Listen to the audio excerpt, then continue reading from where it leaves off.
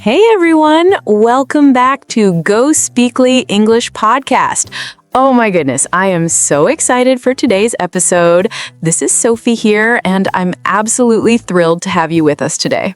And I'm Daniel. Hey, good to see you all again. Sophie, I can already feel the energy today. What's got you so pumped up? You know what, Daniel? Today's topic is something it's something we all do every single day, but most of us struggle to express it in English. We're talking about our favorite things, like the music we love, the colors that make us happy, the places that steal our hearts. Oh, wow, yeah. I was just thinking about this yesterday, actually. I was trying to tell my colleague about my favorite band, and I just said, I like this music. That's it. So boring, right? Exactly. And that's why we're here today, you know? In my 9 years of teaching English, I've noticed one thing again and again.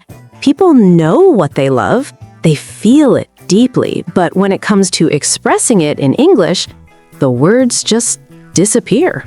It's like the feeling is there, but the vocabulary just goes poof, gone. Yes, poof indeed. So today we're changing that. We're going to learn how to talk about your favorite things in a way that sounds natural, interesting, and most importantly, like you. Not robotic, not textbook English, just real conversation. Exactly right. Now, before we jump into the good stuff, let me tell you what we're covering today. We'll explore how to describe music that moves you, colors that catch your eye, and places that feel like home. We'll give you real phrases, natural expressions, and tons of examples. And hey, if you're enjoying this already, do us a huge favor. Hit that like button, subscribe to GoSpeakly English Podcast, and drop a comment telling us about one of your favorite things. We actually read every single comment. We really do. Your comments inspire our episodes, honestly. All right, Daniel, should we dive in? Let's do this. Okay, so let's start with music. Music is, it's universal, right? Everyone listens to something. But here's the thing. When someone asks you, what kind of music do you like, what do most people say? I like pop music, or I like all kinds of music. Yes, exactly. And those answers aren't wrong, but they're so basic. They don't tell a story. They don't show your personality. Right, like if I just say I like rock music, you don't know if I'm into soft rock ballads or heavy metal or indie rock. There's a huge difference. Huge difference. So let's learn how to be specific and interesting. First, instead of just saying I like, try these phrases. I'm really into, or I'm a huge fan of, or I absolutely love. Oh, those sound so much better already.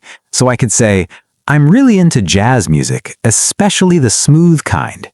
Perfect. And notice how Daniel added that extra detail, especially the smooth kind. That's the secret sauce right there. Always add one more detail. Secret sauce. I like that. Here's another example. Instead of saying, I like sad songs, you could say, I'm drawn to melancholic music. You know, songs that make you feel something deep. Or, I love emotional ballads that tell a story. Ooh, I'm drawn to. That's a beautiful phrase. It sounds so natural. It really does. And here's the thing. You can also talk about why you like certain music. This is where the conversation gets interesting. You can say things like, it helps me relax, or it pumps me up, or it reminds me of good times.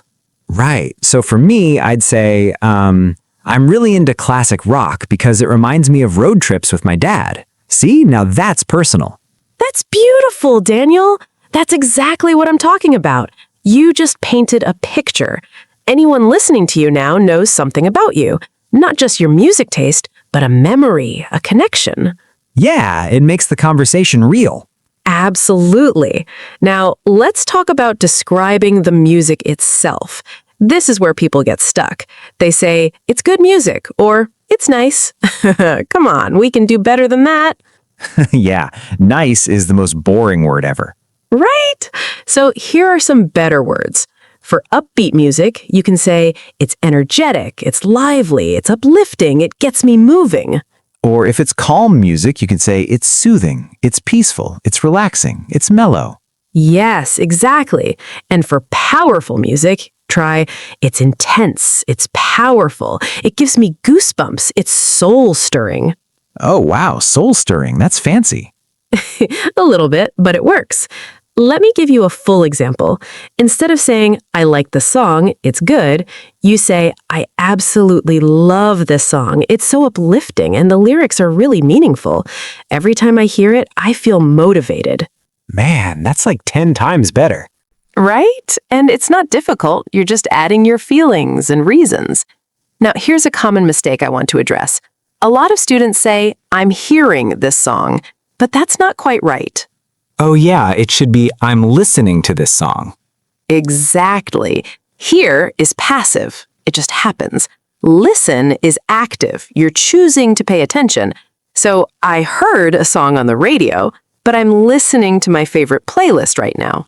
That's a good distinction. I never thought about it that way. It's subtle but important. All right, let's do a quick practice scenario. Daniel, imagine I ask you, hey, what are you listening to these days? Okay, well lately I've been really into lo-fi hip-hop. It's super chill and helps me focus when I'm working. The beats are repetitive, but in a good way, you know? It's like background music that doesn't distract you. Oh my goodness, that was perfect. You used lately I've been really into, you described it as super chill, you explained why you like it, and you added a personal detail about working. That's a natural, interesting answer. Hey, thanks. I'm learning from the best. Stop it. You're making me blush. But seriously, everyone listening, that's the level we're aiming for. Not complicated, just personal and specific.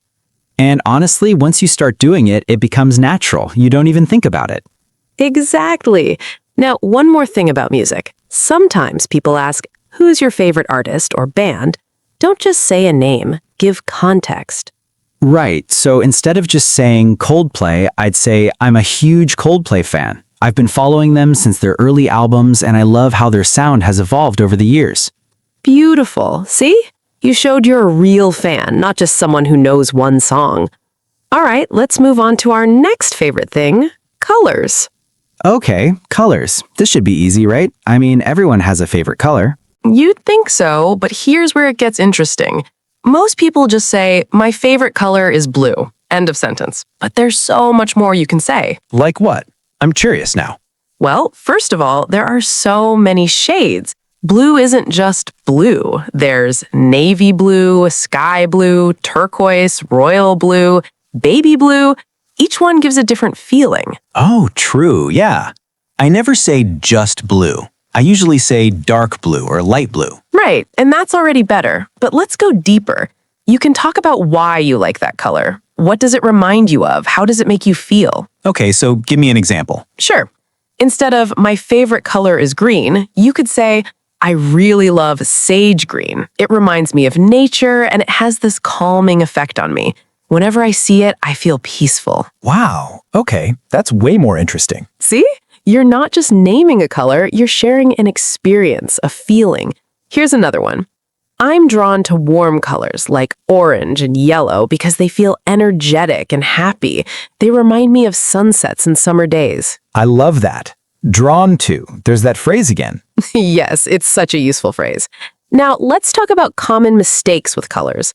A lot of people say, I like so much red, but that's not correct. It should be, I really like red, or I like red a lot. Exactly. The word order matters. Also, when you're describing something, remember the color comes before the noun. So a red car, not a car red. Right. That's basic but important. Very important. Now, here's a fun way to talk about colors in everyday life.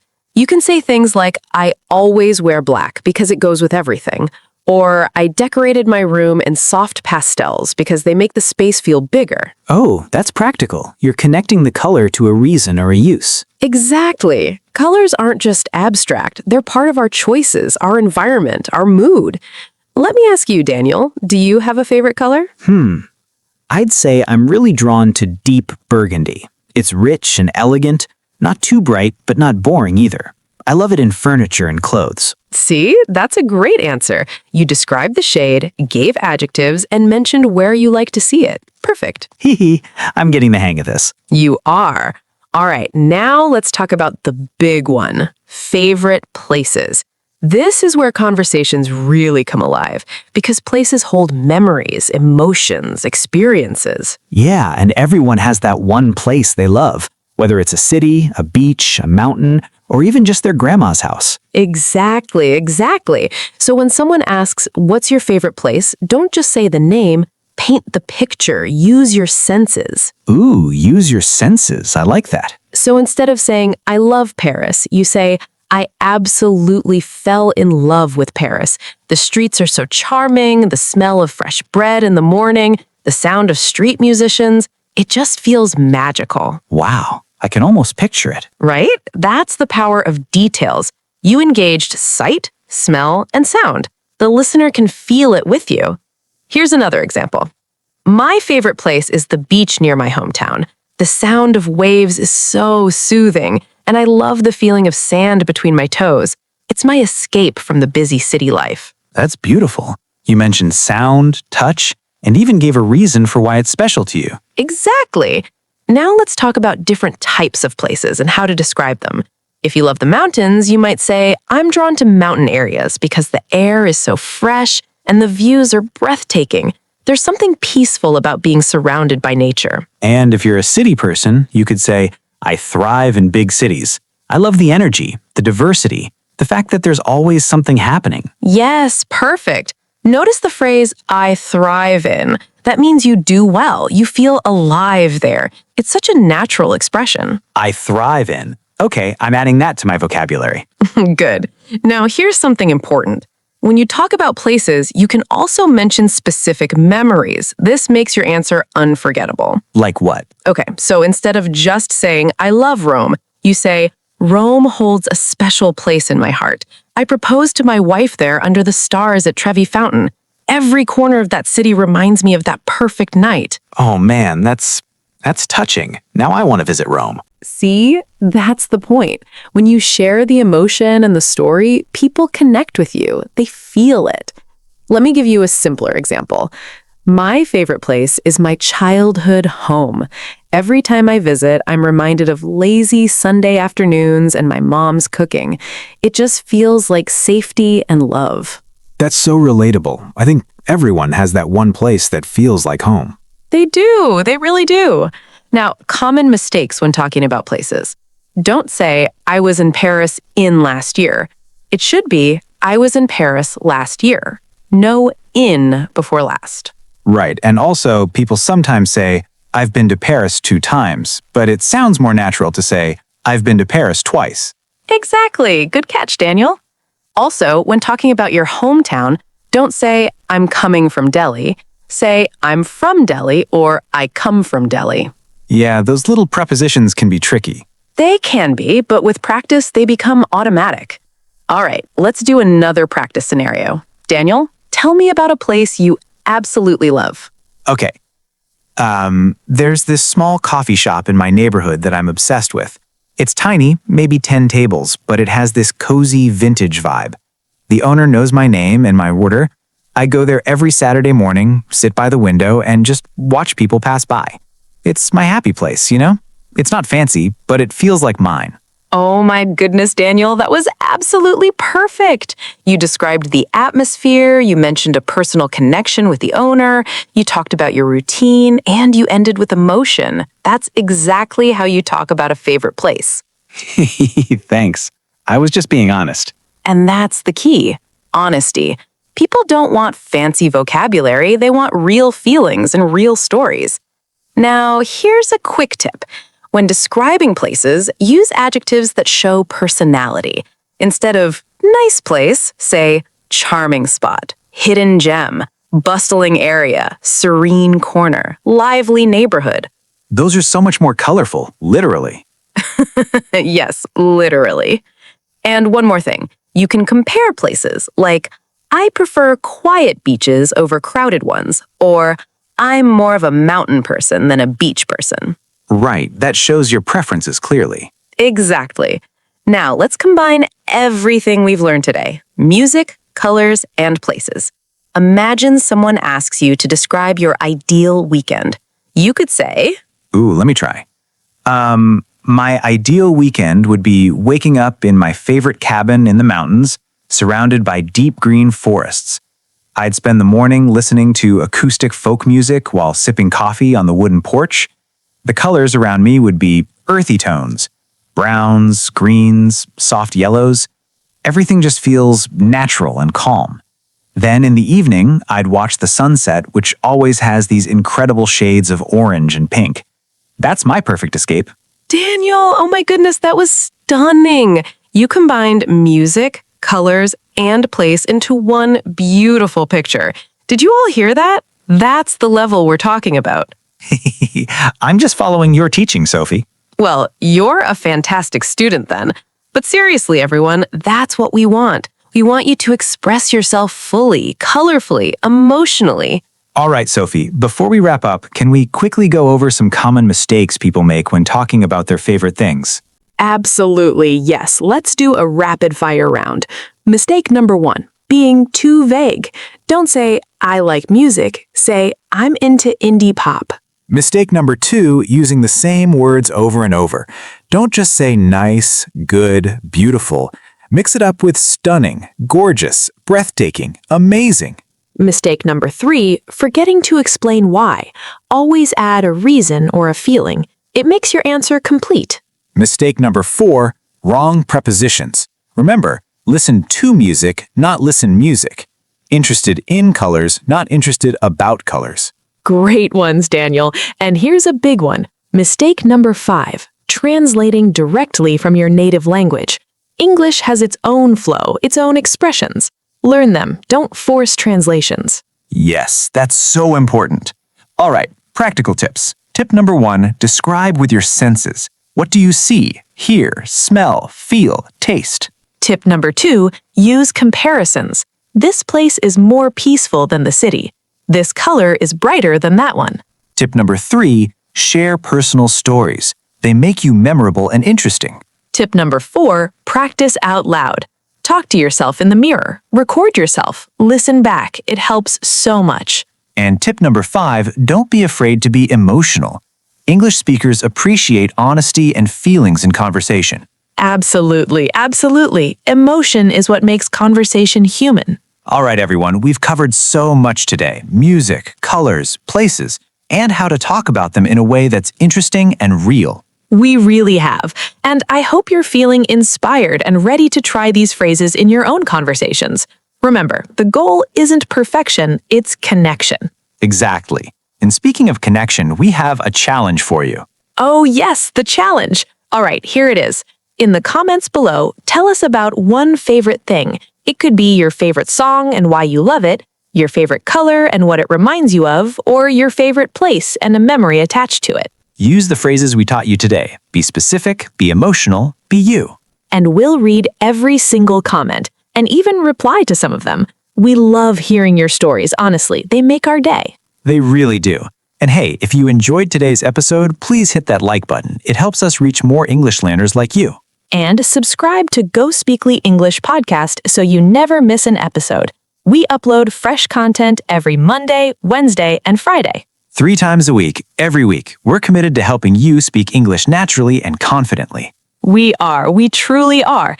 And if you have a topic you'd like us to cover, drop it in the comments. We actually listen and we plan episodes based on your requests. Your voice matters here. This podcast is for you, built with you. All right, my friends, that's all for today. Thank you so much for spending this time with us. Keep practicing, keep speaking, keep being awesome. And remember, your favorite things are what make you unique. Don't hide them, share them, celebrate them. Beautifully said, Daniel. Until next time, this is Sophie And Daniel. from GoSpeakly English Podcast, reminding you that every conversation is a chance to connect. Keep speaking, keep growing, keep shining. Bye, everyone. See you soon.